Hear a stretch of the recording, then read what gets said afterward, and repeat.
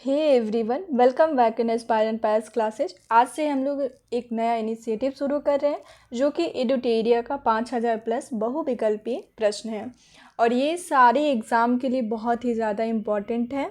जैसे कि सामान्य अध्ययन में देखें तो all state PCS, BSSC, BPSSC, SSC, railway, banking, CDS, NDA, अन्य सभी प्रतियोगी परीक्षाओं के लिए ये उपयोगी है। यहाँ तक कि बिहार का जो टीचर का एग्ज़ाम होता है उसके लिए भी, क्योंकि बहुत सारे फैक्ट्स इसमें हैं जिसे याद करना थोड़ा टफ होता है, तो इसे बार बार देखने से जल्दी याद हो जाएगा।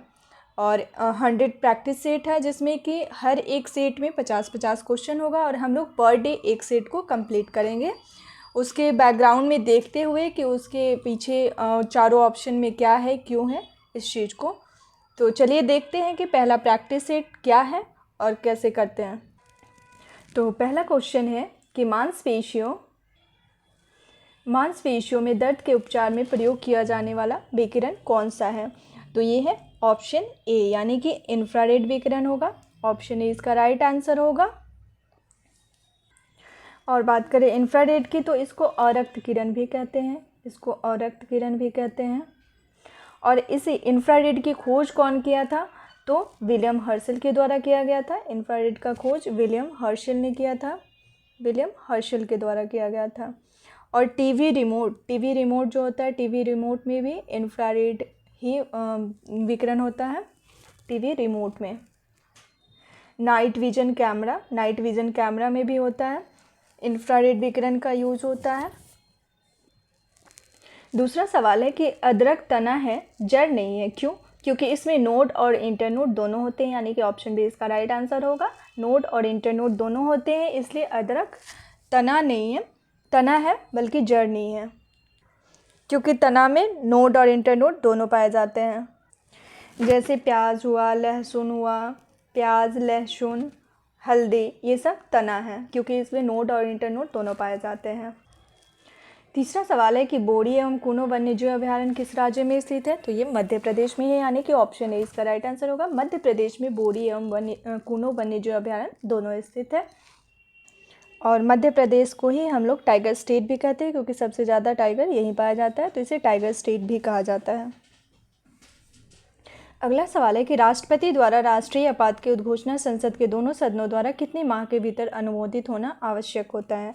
तो ये होता है 1 माह के भीतर, यानी कि ऑप्शन ए इसका राइट आंसर होगा। राष्ट्रपति द्वारा राष्ट्रीय आपात की उद्घोषणा के लिए 1 माह जरूरी होता है, लेकिन यही अगर राष्ट्रपति शासन लागू हो तो यहाँ 2 माह हो जाएगा। अगर वित्तीय आपातकाल लागू हो तो भी 2 महीना हो जाएगा, और सिर्फ राष्ट्रीय आपात के लिए 1 महीना होता है। तो राष्ट्रीय आपात कब लगता है, किस अनुच्छेद के तहत लगता है, तो अनुच्छेद 352 के तहत लगता है। और राष्ट्रपति शासन अनुच्छेद 356 के तहत लगता है, और वित्तीय आपातकाल अनुच्छेद 360 के तहत। तो ये तीनों अनुच्छेद बहुत इंपॉर्टेंट है, 352, 356 और 360। अगला सवाल है कि भारत में राष्ट्रीय आय का आकलन सर्वप्रथम किस वैज्ञानिक द्वारा किया गया था। तो यहाँ ये ध्यान में रखना है कि वैज्ञानिक जैसे आकलन जो है वो वैज्ञानिक के द्वारा, यानी कि यहाँ पे दादा भाई नौरोजी नहीं होगा, क्योंकि ऐसा है कि 1967 में दादा भाई नौरोजी के द्वारा राष्ट्रीय आय का आकलन सर्वप्रथम किया गया था, लेकिन यहाँ है कि राष्ट्रीय आय का आकलन सर्वप्रथम वैज्ञानिक विधि द्वारा, तो ये RBK राव के द्वारा, यानी कि ऑप्शन डी इसका राइट आंसर होगा। वर्ल्ड इकोनॉमिक आउटलुक रिपोर्ट निम्न में से किस संस्था द्वारा प्रकाशित किया जाता है। तो ये किया जाता है IMF के द्वारा, यानी कि ऑप्शन डी इसका राइट आंसर होगा। अंतर्राष्ट्रीय मुद्रा कोष यानी कि IMF, इंटरनेशनल मॉनेटरी फंड के द्वारा वर्ल्ड इकोनॉमिक आउटलुक रिपोर्ट जारी किया जाता है। और यहाँ ऑप्शन की बात करें तो यहाँ विश्व बैंक है, यानी कि वर्ल्ड बैंक के द्वारा वर्ल्ड डेवलपमेंट रिपोर्ट जारी किया जाता है। ईज ऑफ डूइंग बिजनेस किया जाता है, जो बहुत बार एग्जाम में पूछा गया है। ग्लोबल इकोनॉमिक प्रोस्पेक्टस रिपोर्ट भी जारी किया जाता है, ये सारे विश्व बैंक के द्वारा जारी किया जाता है। जल का अधिकतम घनत्व होता है, कितना होता है, तो ये केल्विन में दिया गया है, तो ऑप्शन बी इसका राइट आंसर होगा 277। ऐसे 273 होता है, से फॉर्मूले से इसको निकाला जा सकता है, जैसे कि केल्विन इक्वल टू C+, यानी कि सेल्सियस प्लस 273। तो इसमें 4% होगा, क्योंकि जल का अधिकतम घनत्व 4 डिग्री सेल्सियस पे होता है, तो इसमें 4 जब जोड़ेंगे तो 4 में 273 जोड़ने से 277, यानी कि ऑप्शन इसका बी राइट आंसर होगा, 277 होगा। सूची 1 को सूची 2 से सम्मिलित करना है। क्या है, तो एक में अम्ल दिया गया और किसमें कौन सा अम्ल पाया जाता है, तो जैसे यहाँ पे दिया है लैक्टिक अम्ल, तो लैक्टिक अम्ल किस में पाया जाता है, लैक्टिक अम्ल दूध में पाया जाता है, यानी कि ए का 3। तो ये सारे ऑप्शन में ए का 3 है, तो फिर मुझे एक और चूज करना होगा, एसिटिक अम्ल। एसिटिक अम्ल सिरका में पाया जाता है, तो ए का 3 और बी का 4, यानी कि ऑप्शन सी इसका राइट आंसर होगा। लैक्टिक अम्ल दूध में, एसिटिक अम्ल सिरका में, और साइट्रिक अम्ल जो है वो नींबू में, और ब्यूटाइरिक अम्ल जो है ये दुर्गंध युक्त मक्खन में पाया जाता है। तो इसका राइट आंसर जो है ये सी होगा। और निम्नलिखित को सुमेलित करें, यानी कि अभिनव भारत संस्था की स्थापना बी.डी. सावरकर के द्वारा किया गया था। अभिनव भारत संस्था बी.डी. सावरकर, यानी कि 1 का डी यानी कि 3 में है। तो चलिए आगे देखते हैं कि क्या है। अखिल भारतीय ट्रेड यूनियन कांग्रेस, जिसकी स्थापना 1920 में हुई थी, और ये किसके द्वारा किया गया था, तो एम.एन. जोशी के द्वारा किया गया था, यानी कि सी, 2 का सी। तो 2 का सी 2 में है, यानी कि ए और सी, अब इस दोनों में से कोई ऑप्शन होगा, बी और डी कट गया। तो देखते हैं हिंदुस्तान सोशलिस्ट रिपब्लिक एसोसिएशन की स्थापना, तो ये किसके द्वारा किया गया था, तो चंद्रशेखर आज़ाद के द्वारा, यानी कि बी। तो 1 का डी, 2 का सी, 3 का बी, यानी कि ऑप्शन सी इसका राइट आंसर होगा। और 4 का ये नौजवान सभा की स्थापना भगत सिंह के द्वारा किया गया था, तो ये ऑप्शन सी राइट आंसर होगा। बंग भंग विरोधी आंदोलन का प्रारंभ किस तिथि को हुआ था, तो ये हुआ था 7 अगस्त 1905 को, यानी कि ऑप्शन बी इसका राइट आंसर होगा। 7 अगस्त 1905 को बंग भंग विरोधी आंदोलन हुआ था, किसके विरोध में, स्वदेशी आंदोलन के विरोध में। तो बंगाल विभाजन के विरोध में हुआ था। स्वदेशी आंदोलन को ही बंग भंग विरोधी आंदोलन के नाम से ही जाना जाता है, स्वदेशी आंदोलन को ही। तो ये हुआ था 7 अगस्त 1905 को। निम्नलिखित में कौन सुमेलित नहीं है, तो इसमें ध्यान रखना है, ये जरूर पढ़ लेना है कि क्या करना है इसमें, तो ये नहीं छांटना है। तो चंद्रप्रभा वन्यजीव अभयारण्य ये कहाँ पे है, तो ये उत्तर प्रदेश में, ये सही है। जयसमंद वन्यजीव अभयारण्य राजस्थान में है, ये भी सही है। करेरा वन्यजीव अभयारण्य ये मध्य प्रदेश में है, ये भी राइट, यानी कि ऑप्शन डी इसमें एलिमिनेट हो गया कि नाहरगढ़ वन्यजीव अभयारण्य कर्नाटक में नहीं है, तो कहाँ है, ये जयपुर में है, नाहरगढ़ जयपुर में है, तो ऑप्शन डी इसका राइट आंसर होगा। संविधान के किस अनुच्छेद के तहत सर्वोच्च न्यायालय रिट जारी करता है, तो सर्वोच्च न्यायालय जो है वो अनुच्छेद 32 के तहत करता है, यानी कि ऑप्शन ए इसका राइट आंसर हो जाएगा। अनुच्छेद 32 के तहत सर्वोच्च न्यायालय यानी कि सुप्रीम कोर्ट करता है। तो ये भी ध्यान में रखना है कि हाई कोर्ट किस अनुच्छेद के तहत करता है, तो हाई कोर्ट जो है वो अनुच्छेद 226 के तहत करता है। हाई कोर्ट अनुच्छेद 226 के तहत करता है, सुप्रीम कोर्ट अनुच्छेद 32 के तहत। हिंदुस्तान रिपब्लिक एसोसिएशन की स्थापना कहाँ की गई थी, यानी कि HRA हिंदुस्तान रिपब्लिक एसोसिएशन की स्थापना ये कानपुर में किया गया था, यानी कि ऑप्शन से इसका राइट आंसर होगा। कोहरा के समय हम लोग किसके कारण देख नहीं पाते हैं, तो ये होगा प्रकीर्णन के कारण, यानी कि ऑप्शन डी इसका राइट आंसर होगा। कोहरा के समय प्रकीर्णन के कारण हम लोग देख नहीं पाते हैं। निम्न में से कौन सा एक नाइट्रोजन स्थिरीकरण करने वाला जीव नहीं है, ध्यान में रखना है कि नहीं है पूछा है, तो नहीं है, यानी कि ये जो नोस्टक है ये भी करता है, नाइट्रोजन स्थिरीकरण करता है। ये जो एजोटोबैक्टर ये भी करता है, एनाबिना भी करता है, यानी कि ऑप्शन डी एलिमिनेट हो गया। तो माइकोराइजा जो है ये नहीं करता है, तो ऑप्शन डी इसका राइट आंसर होगा। माइकोराइजा जो है वो नाइट्रोजन स्थिरीकरण करने वाला जीव नहीं है। निम्नलिखित में कौन सुमेलित नहीं है, तो अकबर के कार्य है और कुछ वर्ष है। तो जजिया कर की समाप्ति 1564 में, ये बिल्कुल सही है। मजहर की घोषणा 1579 में, यानी कि 1579 में, ये भी सही है। इलाही शनवत की शुरुआत 1582 नहीं, ये 1583 में किया गया था, तो ये ऑप्शन गलत है, तो राइट आंसर इसका सी होगा। फतेहपुर सीकरी की स्थापना 1571 में, ये भी सही है। निम्नलिखित में से कौन सुमेलित नहीं है, शासक है और मंदिर निर्माण है, कि कौन से शासक कौन से मंदिर का निर्माण कराया, तो कृष्ण प्रथम एलोरा का कैलाश मंदिर का निर्माण कृष्ण प्रथम के द्वारा, सही है। नरसिंह वर्मन प्रथम इन्होंने रथ मंदिर का निर्माण करवाया। राजराज प्रथम बृहदेश्वर मंदिर का निर्माण, ये भी सही है।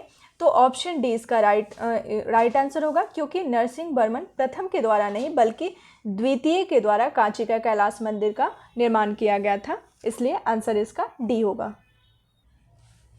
यदि किसी निश्चित समय अवधि में मूल्य और मौद्रिक आय दोगुनी हो जाती है तो वास्तविक आय क्या होती है? तो यहाँ पे वास्तविक आय अपरिवर्तित रहती है, यानी कि ऑप्शन सी इसका राइट आंसर होगा। जब किसी समय अवधि में मूल्य और मौद्रिक आय दोगुनी हो जाती है तो वास्तविक आय अपरिवर्तित रहती है। जिला न्यायाधीशों की नियुक्ति कौन करता है? तो ये किया जाता है राज्य के राज्यपाल के द्वारा, यानी कि ऑप्शन सी इसका राइट आंसर होगा। राज्य के राज्यपाल के द्वारा जिला न्यायाधीशों की नियुक्ति की जाती है। पश्चिमी घाट पर पाई जाने वाली वनस्पति का प्रकार क्या है? तो ये सादा रहित वन पाया जाता है, यानी कि ऑप्शन ए इसका राइट आंसर होगा। पश्चिमी घाट पर सादा रहित प्रकार का वन पाया जाता है। निम्नलिखित में से किस शासक ने वतापी कोंडा की उपाधि धारण की थी? तो ये किया गया था नरसिंह वर्मन प्रथम के द्वारा, यानी कि ऑप्शन डी इसका राइट आंसर होगा। नरसिंह वर्मन प्रथम ने वतापी कोंडा की उपाधि धारण की थी। 1857 की क्रांति के ठीक बाद कौन सा विद्रोह हुआ था? तो नील विद्रोह हुआ था, यानी कि ऑप्शन डी इसका राइट आंसर होगा। 1857 की क्रांति के बाद 1860 में नील विद्रोह हुआ था। तो नील विद्रोह जो है ये 1859 में हुआ था, 1859 में हुआ था। कहाँ पे हुआ था? तो ये बंगाल में हुआ था। बंगाल में नील विद्रोह 1859 में हुआ था। और अगर पहले पूछता है कि 1857 की क्रांति के ठीक पहले कौन सा हुआ था, तो संथाल विद्रोह हुआ था 1855 में संथाल विद्रोह हुआ था। निम्न में से कौन सी समिति चुनाव सुधार से संबंधित नहीं है? ध्यान रखना है कि नहीं है पूछा है। तो इसमें होगा दिनेश गोस्वामी समिति चुनाव सुधार से संबंधित है, इंद्रजीत गुप्ता समिति भी है, बोहरा समिति भी है, ओम प्रकाश समिति नहीं है। तो 1, 2, 3 यानी कि ऑप्शन डी इसका राइट आंसर होगा। दिनेश गोस्वामी समिति, इंद्रजीत गुप्ता समिति और बोहरा समिति तीनों चुनाव सुधार से संबंधित है। व्यक्ति का भार उस लिफ्ट में अधिक होगा जब वो, देखते हैं ऑप्शन क्या है कि स्थिर वेग से ऊपर की ओर चलता है, नहीं ये गलत है। स्थिर वेग से नीचे की ओर चलता है, ये भी गलत। ऊपर की ओर त्वरित होता है, हाँ ऑप्शन सी इसका राइट आंसर होगा। जब ऊपर की ओर त्वरित होने पर व्यक्ति का भार उस लिफ्ट में अधिक वेग हो जाता है। तो निम्नलिखित में से कौन सुमेलित नहीं है? तो वंश है और संस्थापक है। तो मामलुक वंश के संस्थापक कौन थे? कुतुबुद्दीन ऐबक थे, क्योंकि मामलुक वंश को ही गुलाम वंश भी कहा जाता है, उसी का नाम गुलाम वंश भी है। तो इसके संस्थापक कुतुबुद्दीन ऐबक थे। लोधी वंश के संस्थापक इब्राहिम लोदी, नहीं ये गलत है। लोधी वंश के संस्थापक बहलोल लोदी थे, इसलिए ये गलत है। ऑप्शन बी इसका राइट आंसर होगा। सैयद वंश के संस्थापक खिज्र खान थे, ये भी सही है। खिलजी वंश के जलालुद्दीन खिलजी थे। तुजुक ए बाबरी का फारसी में अनुवाद किसने किया था? तो ये अब्दुल रहीम खान खाना के द्वारा किया गया था। ऑप्शन सी इसका राइट आंसर होगा। अब्दुल रहीम खान खाना ने तुजुक ए बाबरी का फारसी में अनुवाद किया था। निम्न में कौन क्षोभ मंडल के संबंध में सही नहीं है? तो इसमें ऊंचाई बढ़ने के साथ तापमान कम होता है, सही है। क्षोभ मंडल की ऊंचाई ग्रीष्म काल में बढ़ जाती है, ये भी सही है। क्षोभ मंडल में मौसम संबंधी कोई घटनाएं नहीं होती है, तो ये गलत है, क्योंकि क्षोभ मंडल में मौसम संबंधी सब जो भी घटनाएं होती है समताप मंडल में नहीं होती है, इसलिए समताप मंडल में हवाई जहाज वगैरह उड़ाया जाता है। क्षोभ मंडल में के ऊपरी सीमा को ट्रोपोपॉज कहते हैं, ये भी सही है। तो यानी ऑप्शन के हिसाब से ऑप्शन सी इसका राइट आंसर होगा, क्योंकि क्षोभ मंडल में मौसम संबंधी घटनाएं होती है। समवेग का मात्रक क्या है? तो इसका है केजी मीटर पर सेकेंड, यानी कि केजी मीटर पर सेकेंड जो है ये समवेग का मात्रक होता है। 42वें संविधान संशोधन अधिनियम 1976 द्वारा भारतीय संविधान की प्रस्तावना में किन नए शब्दों को जोड़ा गया था? तो इसमें जोड़ा गया था समाजवादी, पंथ निरपेक्ष और अखंडता, यानी कि 1, 2, 3 ऑप्शन सी इसका राइट आंसर होगा। समाजवादी, पंथ निरपेक्ष और अखंडता को 42वें संविधान संशोधन 1976 के द्वारा जोड़ा गया था प्रस्तावना में। भगत सिंह एवं बटुकेश्वर दत्त ने केंद्रीय विधानसभा में किसके विरोध में बम फेंका था? तो किसके विरोध में था? तो ट्रेड डिस्प्यूट बिल, हाँ, पब्लिक सेफ्टी बिल, हाँ तो ये दोनों था। तो ऑप्शन डी इसका राइट आंसर होगा। Both A and B, trade dispute bill और पब्लिक सेफ्टी बिल के विरोध में भगत सिंह और बटुकेश्वर दत्त के द्वारा विधानसभा में बम फेंका गया था। जास्कर श्रेणी किस हिमालय में स्थित है? तो ये है ट्रांस हिमालय में। तो जास्कर श्रेणी के साथ साथ कराकोरम श्रेणी, लद्दाख श्रेणी और जास्कर श्रेणी, ये तीनों जो है वो ट्रांस हिमालय में ही स्थित है। दहसाला बंदोबस्त निम्न में से किसके दिमाग की उपज थी? तो ये थी टोडरमल के दिमाग की उपज थी। यानी कि दहसाला बंदोबस्त की स्थापना कब हुई थी? तो 1580 में हुई थी और ये टोडरमल के दिमाग की उपज थी, यानी कि ऑप्शन बी इसका राइट आंसर होगा। दाचीग्राम राष्ट्रीय उद्यान निम्नलिखित में से किस वन्य जीव के लिए प्रसिद्ध है? तो सबसे पहले दाचीग्राम राष्ट्रीय उद्यान कहाँ स्थित है? तो ये जम्मू एंड कश्मीर में है, जम्मू एंड कश्मीर में स्थित है, जो कि हंगुल के लिए प्रसिद्ध है। यहाँ पे हंगुल वन्य जीव पाया जाता है। सभी प्रकार के सरकारी आय तथा व्यय निम्नलिखित में से किस में जाते हैं? तो ये जाते हैं भारतीय समेकित निधि में, यानी कि ऑप्शन डी इसका राइट आंसर होगा। भारतीय समेकित निधि में सभी प्रकार के सरकारी आय और व्यय जाते हैं। रक्त के वर्गीकरण का सिद्धांत किसने दिया है? तो ये लैंड स्टीनर के द्वारा दिया गया था, यानी कि ऑप्शन सी इसका राइट आंसर होगा। रक्त के वर्गीकरण का सिद्धांत लैंड स्टीनर के द्वारा दिया गया था। किस प्रिज्म से गुजरने पर कौन से रंग के प्रकाश किरण सबसे अधिक अपरिवर्तित होती है? तो ये जो है ये बैंगनी है, यानी कि ऑप्शन डी इसका राइट आंसर होगा। बैंगनी कलर का जो है कि प्रिज्म से गुजरने पर रंग के प्रकाश किरणें सबसे अधिक अपरिवर्तित होती है बैंगनी कलर की। कांग्रेस की उत्पत्ति के संबंध में सेफ्टी वॉल्व का सिद्धांत किसने दिया था? तो ये दिया गया था लाला लाजपत के द्वारा। लाला लाजपत राय ने कांग्रेस की उत्पत्ति के संबंध में सेफ्टी वॉल्व का सिद्धांत दिया था। पौधे के किस भाग में प्रकाश संश्लेषण होता है? तो पौधे के क्लोरोप्लास्ट में प्रकाश संश्लेषण होता है, यानी कि ऑप्शन सी इसका राइट आंसर होगा। पौधे के क्लोरोप्लास्ट में प्रकाश संश्लेषण होता है। भारत छोड़ो आंदोलन के दौरान स्थापित समानांतर सरकारों में सबसे ज़्यादा समय तक रहने वाली सरकार कौन सी थी? तो ये थी सतारा, यानी कि ऑप्शन सी इसका राइट आंसर होगा कि उस समय जो समानांतर सरकारों का गठन हुआ था उसमें सबसे ज़्यादा लंबे समय तक सतारा सरकार चली थी। प्रजापति उत्तर वैदिक काल में किसके प्रमुख देवता थे?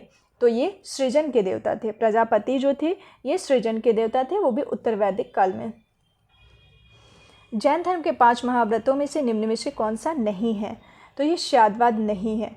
अहिंसा, अस्तेय, अपरिग्रह, ये 5 महाव्रतों में से ये 3 है, लेकिन श्यादवाद इनमें नहीं है। तो ये जो 5 जो था वो कौन कौन सा था? एक तो अहिंसा था, दूसरा अस्तेय था, तीसरा अपरिग्रह था, और सत्य था, और ब्रह्मचार्य था। ये 5 जो है वो महाव्रत था। शेख सलीम चिश्ती किस शासक के समकालीन थे? तो ये अकबर के समकालीन थे। ऑप्शन डी इसका राइट आंसर होगा। बौद्ध धर्म के संघ संबंधी नियम तथा आचरण किस पुस्तक में संग्रहित है? तो ये विनय पिटक में, यानी कि ऑप्शन ए इसका राइट आंसर होगा। विनय पिटक में बौद्ध धर्म के संघ और नियम संबंधी आचरण जो संग्रहित था। भारत में परमाणु ऊर्जा आयोग की स्थापना किस वर्ष हुई थी? तो ये 1948 में किया गया था। ऑप्शन बी इसका राइट आंसर होगा। निम्नलिखित में से तट की कितनी दूरी को प्रादेशिक जल के रूप में जाना जाता है? तो ये ऑप्शन सी इसका राइट आंसर होगा। 12 समुद्री मील को प्रादेशिक जल के रूप में जाना जाता है, तो ऑप्शन सी इसका राइट आंसर होगा। वीर भूमि किसका समाधि स्थल है? तो ये राजीव गांधी का है। ऑप्शन ए इसका राइट आंसर होगा। राजीव गांधी के समाधि स्थल को वीर भूमि के नाम से जाना जाता है। निम्न में से कौन सी श्रृंखला द्वितीयक रंगों की है? द्वितीयक रंगों की श्रृंखला जो है ये है पीकॉक पीला, नीला और मैजेंटा। ये तीनों जो है इसे द्वितीयक रंग कहा जाता है। निम्न में से कौन कैथोड किरण का गुण नहीं है? तो ये जो है इसकी वेदन क्षमता उच्च होती है, नहीं इसकी वेदन क्षमता निम्न होती है। कैथोड किरणें अदृश्य होती है, ये बिल्कुल सही है।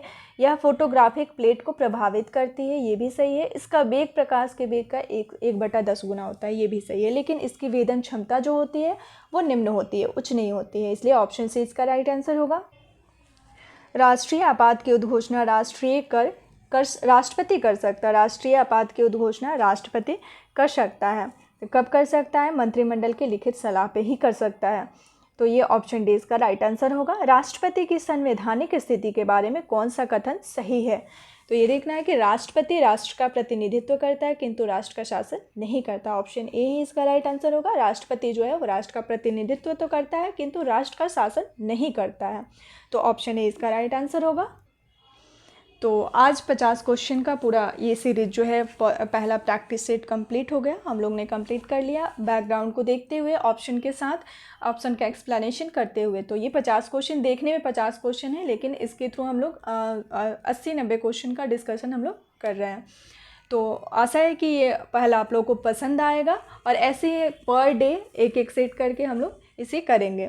तो मिलते हैं फिर नेक्स्ट वीडियो में नेक्स्ट सीरीज़ के साथ। दूसरा सीरीज नेक्स्ट वीडियो में आएगा। और अगर आप लोगों को मेरा ये पहल पसंद आया तो प्लीज़ इसे सपोर्ट करें, लाइक और सब्सक्राइब करें, ताकि हम ऐसे ही वीडियो लेकर के आप लोग के बीच आते रहें। Thanks for watching.